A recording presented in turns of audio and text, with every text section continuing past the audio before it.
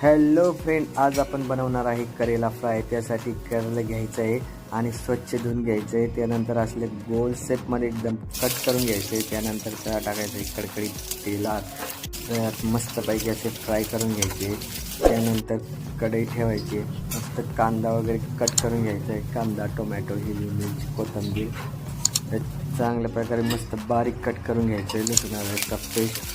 त्यानंतर कढई ठेवून त्यामध्ये मिरच्या टाकायच्या. मिरच्या एकदम झाल्यानंतर लसूण अद्रकचा ठेच आणि त्यानंतर त्यामध्ये आपण ॲड करणार आहे कांदा, टोमॅटो, हळद, मसाला, मिरची पावडर आणि तुम्हाला लागेल तसे चवीनुसार मीठ.